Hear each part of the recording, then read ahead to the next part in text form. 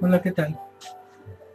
Mi nombre es Mario Báez Banda, soy estudiante de la UNAM, Universidad Abierta y a Distancia de México, en la licenciatura de Gestión, Administración de Pequeñas y Medianas Empresas. La asignatura, Normatividad Fiscal, la actividad que voy a desarrollar, Fundamentos de la Normatividad.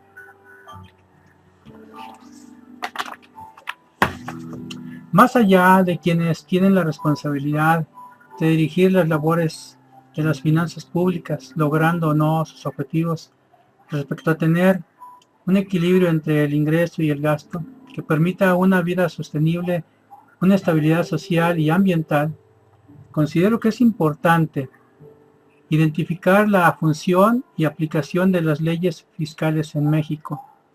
Hablaremos, pues, en este tema de los elementos y las funciones que permiten a las autoridades recaudar los impuestos para posteriormente invertirlos en inversión de diferentes proyectos según prioridades sociales en el territorio nacional. Veamos, por ejemplo, la primera, finanzas públicas.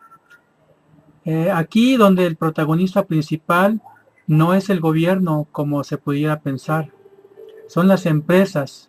En ellas se gesta la actividad económica, iniciándose así el mecanismo para la generación del empleo y por añadidura la renta o impuestos de sus ciudadanos, personas físicas y personas morales.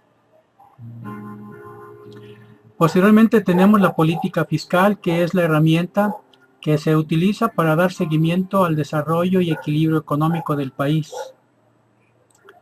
Respecto a lo que se capta de impuestos y se designa a gasto.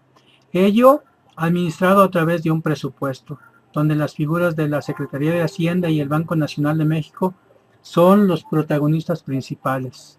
La función del Banco de México es regular e implementar estrategias que permitan el aseguramiento de un desarrollo económico y social. Es su responsabilidad el manejo de la inflación, la moneda y el tipo de cambio, además de las reservas nacionales, con estrategias como la política monetaria expansiva, donde las tasas de interés son bastante bajas, motivando así el consumo, o la política restrictiva, contraria a la anterior, donde los intereses son muy altos. Esto para salvaguardar la inversión nacional y no haya fuga de capitales. Tenemos el presupuesto de la Federación. Es el documento que representa la recaudación por concepto de impuesto y gasto público. ¿Quiénes lo integran? Pues lo integra el gobierno federal, sus secretarías, empresas y organismos sujetos a control presupuestado. Es de aquí de donde la Secretaría de Hacienda otorga las partidas y financiamiento a otros presupuestos. Actores principales en la aprobación son las distintas cámaras del Congreso, para posteriormente convertirse en lo que conocemos como la Ley General de Egresos de la Federación, y que después nuestro señor presidente nos las anuncia. Por último, tenemos el gasto público. Es una vez normada la función de la política pública y conocidos los efectos de la relación con las empresas, con las pymes, se infiere que es el momento para dar inicio a ejercer el gasto programado y proyectado para las distintas actividades nacionales, según corresponda con base en el presupuesto previamente autorizado. Es momento de las conclusiones. Una es a través de las finanzas públicas que se gestiona o instrumenta la recaudación y gasto. Dos, es en las empresas donde se constituye la actividad económica que permitirá el crecimiento y desarrollo del país. Una tercera, la política fiscal se desarrolla estratégicamente por figuras como la Secretaría de Hacienda y el Banco de México. Tenemos distintas tasas impositivas como el IVA, el ICR.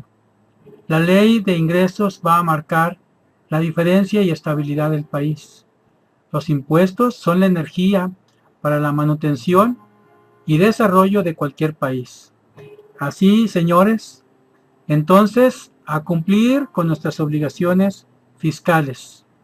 Muchas gracias.